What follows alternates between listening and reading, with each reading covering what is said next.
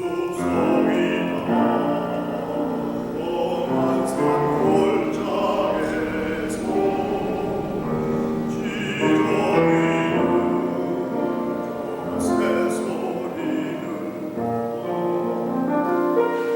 우리가 읽은 사도행전은 모두 28장, 28장까지. 사도행전은 그냥 두 개로 딱 쪼개집니다. 1장부터 11장까지, 그리고 12장부터 28장까지 이렇게 둘로 딱 쪼개집니다. 사실은 앞에 전반부에는 예루살렘 교회를 중심으로 한 사도 베드로가 주인공쯤 되고요. 그리고 유대인들의 교회가 세워지는 모습이 그려져 있습니다. 물론 그 안에는 박해도 있고요. 문제가 없는 건 아니고요. 그래서 11장까지는 베드로를 중심으로 예루살렘에서 일어난 예수님 승천 직후의 사건들, 그래서 예루살렘 교회가 막 형성이 되고 그에 따라서 유대인들의 박해가 시작이 되는 그런 모습들이 11장까지 실려있고, 12장부터는 베드로가 주인공이었다면 12장부터는 사도 바울이 주인공이었고, 11장까지가 예루살렘을 중심으로 기록된 말씀이라면 12장부터는 안디옥을 중심으로 시작된 말씀입니다. 11장까지가 베드로가 예루살렘에서 유대인들을 대상으로 복음을 전한 것이라면 12장부터 28장까지는 사도 바울이 안디옥을 중심으로 이방인들, 젠타일들에게 복음을 전하는 것이 12장부터 28장까지고요. 우린 그렇게 말하죠.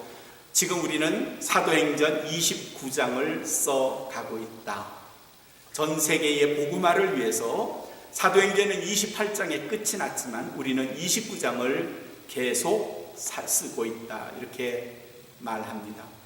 오늘 우리가 읽은 말씀은 12장부터 시작되는 사도 바울의 3번에 걸친 선교가 있었어요. 선교 여행을 3번을 갔는데 그 중에 첫 번째 선교의 한 모습을 우리에게 그리고 있습니다. 사도 바울이 선교가 그렇게 쉬웠던 건 아니죠. 지금처럼 교통이 잘 발달된 것 아니고요. 치안이 좋았던 것 아니고요. 더군다나 사도 바울을 죽이려고 했던 많은 유대인들이 끊임없이 사도 바울에 대해서 위협하고 살해하고 박해하고 했던 것이 여러 사도행전의 말씀 속에 기록이 되어 있습니다. 오늘도 사도 바울이 터키 남부의 중남부 쪽의 너베 지역에서 바울이 사역을 할 때입니다. 디오드로라고 오늘 말씀은 소개되고 있죠. 그곳에서 한 병자를 고쳤어요. 그랬더니 사람들이 야, 하늘에서 신이 내려왔다. 바나바와 바울이 하나님의 말씀을 전했네. 그들을 마치 제우스 신화에 나오는 신처럼 생각을 한 거예요. 막 추앙하고요, 높이 인정하고 존경하고 소동이 일었죠. 그렇게 많은 사람들이 바울의 능력에 대해서 존경하고 야, 신인가 보다 이렇게 생각하고 있는 반면 다른 쪽에서는 유대인들이 사도 바울을 박해하기 시작했습니다. 그래서 사도 바울을 붙잡아서 사도 바울에게 돌팔매질을 했어요. 얼굴에 돌을 맞았고요. 아마 몇 대 맞으니까 그냥 쓰러졌겠죠. 그리고 이어지는 돌팔매질. 나중에 보니까 아무런 미동도 하지 않은 사도 바울을 보고 유대인들은 죽었다 생각을 한 겁니다. 그래서 그를 성 밖에 내쳤습니다. 집어다가 던져버렸습니다. 시신으로 생각을 했는데 아마 그때 그가 숨이 완전히 끊어진 건지 아니면 여전히 살아있는지에 대해서 우리는 확인할 바가 없지만 집요하게 사도 바울을 박해했던 유대인들이 사도 바울을 진단해보더니 밖에 집어 던진 걸로 봐서는 죽었다는 의학적인 소견이 맞지 않나 싶어요. 죽었거나 아니면 거의 죽었거나 어쨌거나 바울이 그 지경에 이르렀는데 그 후의 과정을 보면 어떻게 기적적으로 사도 바울이 다시 살아나서 성 안으로 들어와 그를 기다리고 있던, 걱정하며 기다리고 있던 바나바와 제자들을 만나는 장면이 나옵니다.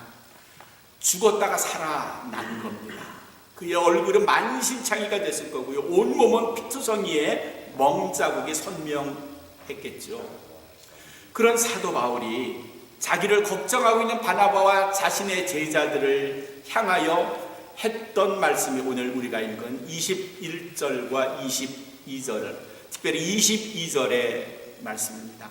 제자들을 만나서 그들을 위로했어요. 그들의 마음을 위로했어요. 그리고 그들에게 말하기를 이 믿음을 지켜라 그랬어요. 믿음을 지키셔야 합니다. 그리고 이어지는 22절 마지막의 말씀은 우리가 하나님 나라에 들어가려면, 우리가 하나님 나라에 들어가려면 조건이 그 다음에 뭐죠? 뭐가 그 다음 말씀이 뭐였죠? 반드시 많은 환난을 겪어야 합니다. 우리가 하나님 나라에 들어가려면, 우리가 천국 백성이 들어가려면, 우리가 하나님과 더불어 영원히 살려면 이 땅에서 우리가 사는 날 동안에 반드시, 이거는 필연적이라는 거고요, 많은, 이건 적당히가 아니고 아주 숱한, 우리가 감당하기 어려운 많은 환난을 겪어야 합니다. 바울이 지금 돌팔매질을 향해서 죽음까지 갔었고요, 그 상태에서 걱정하는 자신의 제자들을 향하여 했던 말씀이 오늘 우리가 읽은 말씀이에요. 야, 나 이렇게 얻어맞아서 온몸이 아프고 뼈가 부서진 것 같으니까 너희들 날 때린 유대인들 가서 그냥 몽둥이 찜질을 하고 혼내줘라가 아니고, 너희도 하나님 나라에 가려면 나처럼 맞아 죽을 각오해야 돼. 나처럼 죽다 살아나든지 죽었다가 살아나든지 혼쭐이 날 각오를 하지 않으면, 순교를 당할 각오를 하지 않으면, 이렇게 몽둥이 찜질 돌팔매질 당할 생각을 갖지 않으면, 그런 결단하지 않으면 하나님 나라에 갈 수 없어. 이후에 기독교가 313년까지 적어도 팔레스틴 지역이나 당시 세계를 제패했던 로마 제국 밑에 있던 많은 기독교 교회들은 감당할 수 없는 핍박을 당했어요. 정말 많은 사람들이 순교당했고요, 처참하게 죽었고요, 인생의 모든 것을 내팽개치고 그리스도를 따라갔더니 그리스도처럼 십자가에 죽었고요, 순교당했고요, 때론 불에 태워져 죽었고 짐승의 밥이 되기도 했고, 물론 이제 그 이후에 기독교가 인정이 되고 많은 사람들이 믿으면서 세계적인 종교가 되기는 했지만, 오늘날 지금 21세기 2018년 오늘 9월 30일 오늘 우리는 이 환난에 대해서 어떤 생각을 가지고 있습니까? 우리는 환난을 얼마나 겪고 있나요?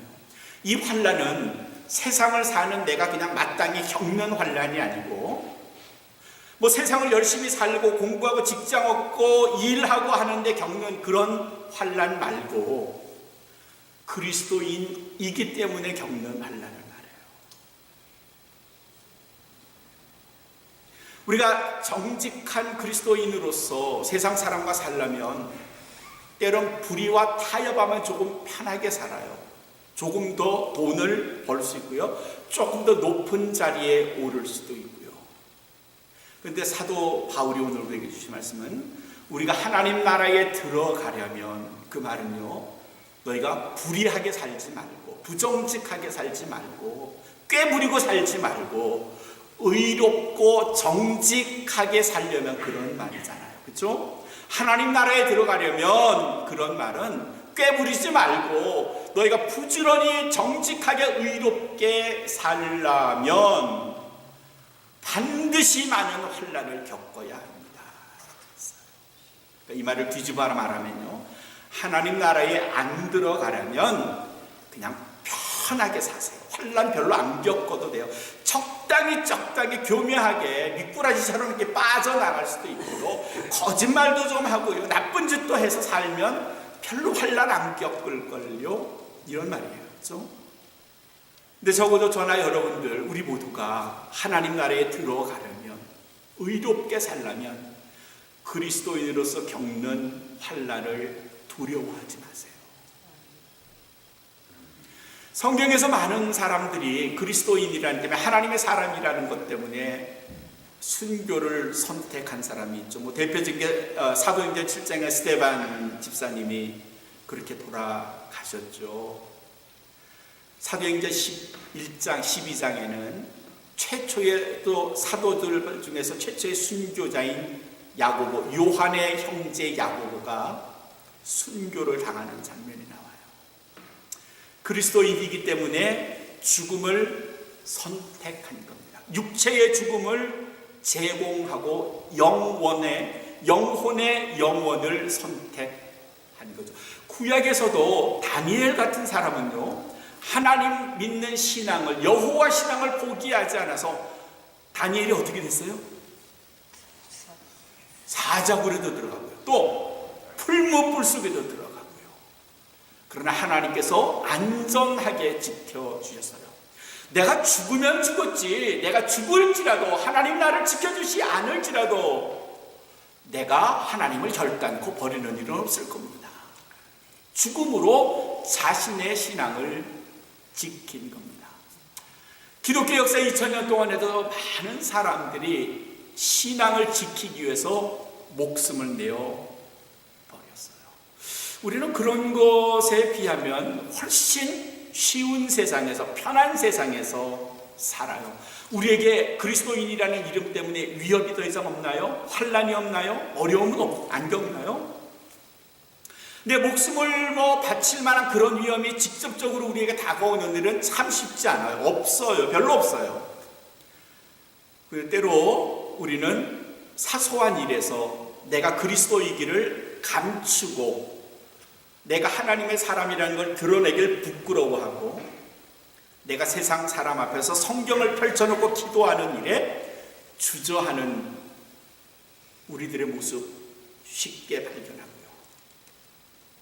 신앙을 지키고 내 신앙의 페이스를 지켜나가는 일을 위해서 내가 과감하게 다른 걸 포기할 수 있어야 하는데, 우리 아주 얕은 뼈가 조금의 금전적인 유익, 육체의 편안함을 위해서, 그냥 오늘은 조금 아픈데, 오늘은 그냥, 그냥 주님 오늘 저 그냥 쉬어요.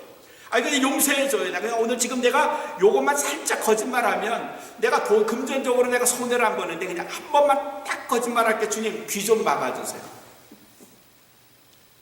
우리의 신앙적 약심을 기꺼이 내버리면서 우린 내 편안함, 안락함, 유익, 조금 더 높은 자리, 명예, 이런 거 선택하는 일 흔하지 않겠어요. 그러면서 속으로 자신에게 말하기를, 나도 주의 이름을 위해서 순교하라면 순교하죠, 이렇게 말해요. 근데 정작 조그만 일에는 그리스도인이라는 이름을 내세우기를 부끄러워. 마태복음 24장 9절에서 예수님께서 우리들에게 경고하셨어요. 제자들에게 경고하셨어요.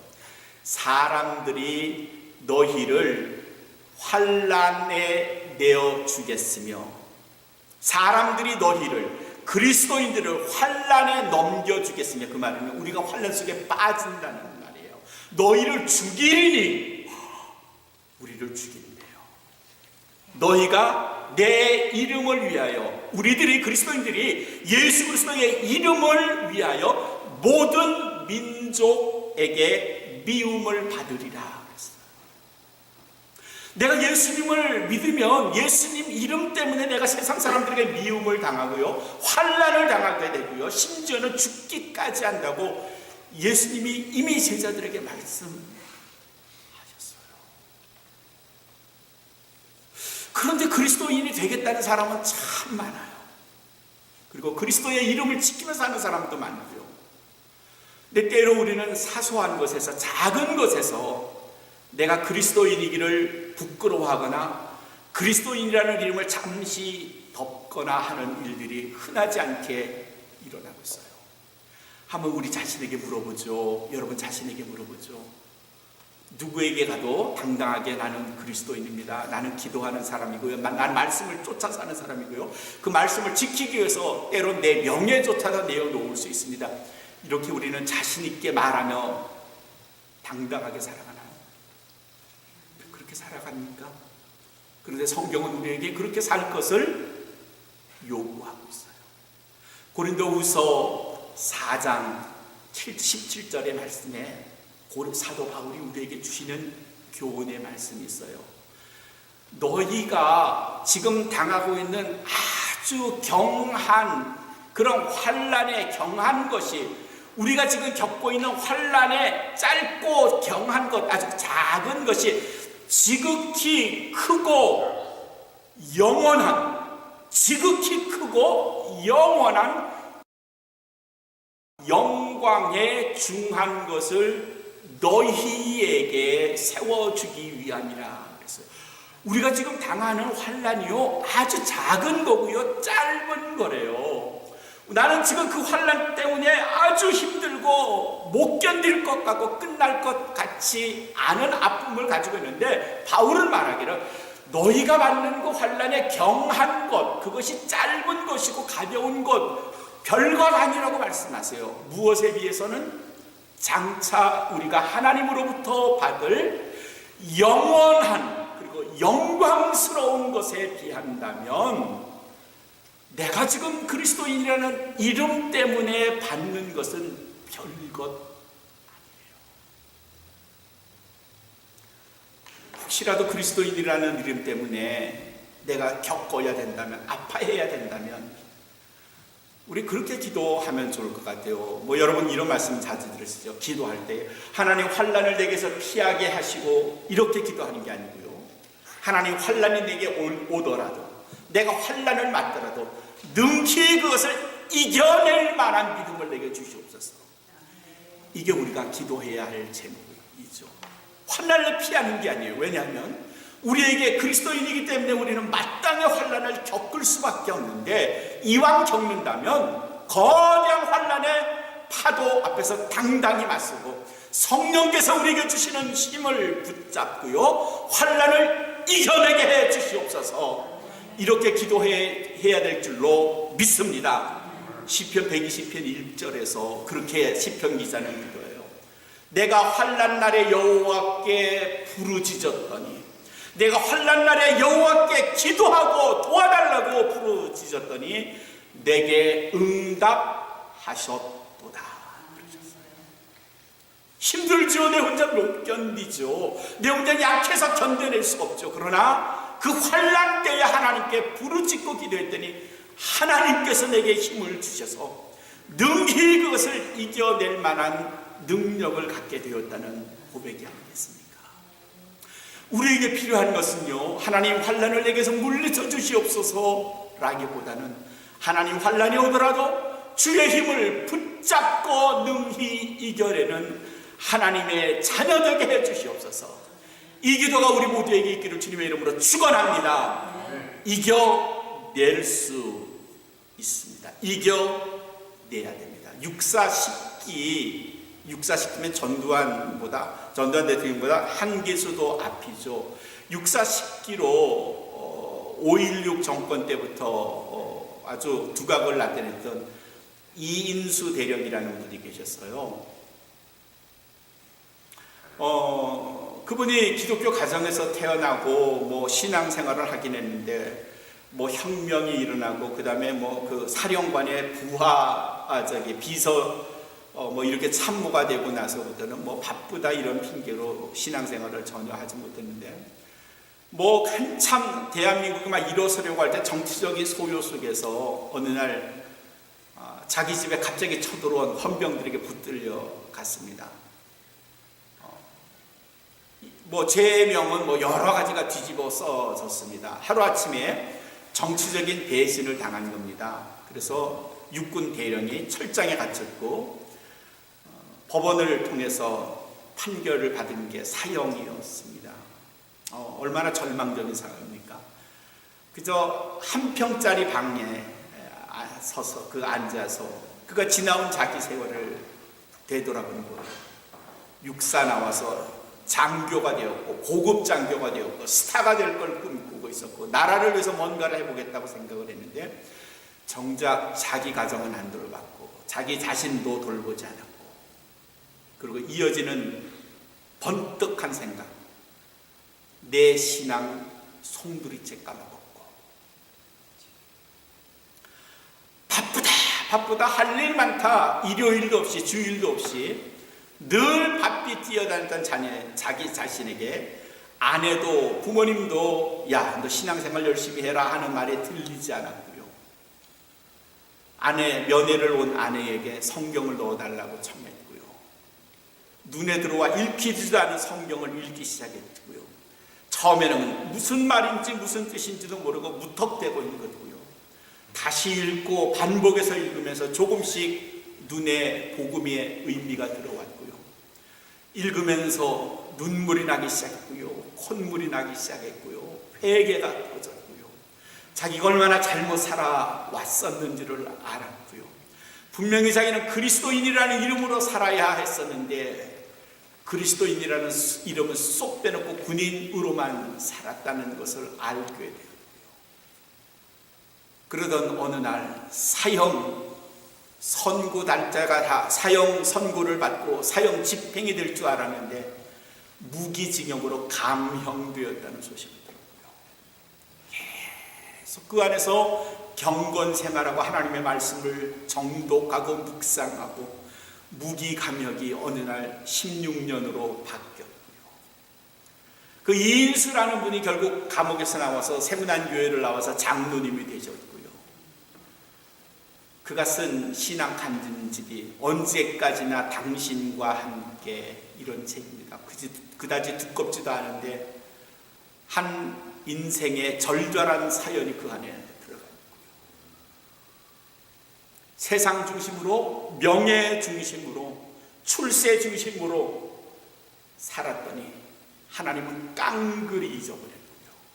결국 하나님 중심으로 살게 되었을 때 마음의 평안과 기쁨과 행복, 가정의 평화가 찾아왔다. 그렇게 이인수 장로님은 고백하고 있습니다. 오늘날 우리는 살았던 대한민국이나 미국에서 종교적 박해라는 것을 한 번도 느껴보지 못하고 살았지만 시리아, 이라크, 이란, 인도네시아, 이집트, 수단, 나이지리아, 북한, 중국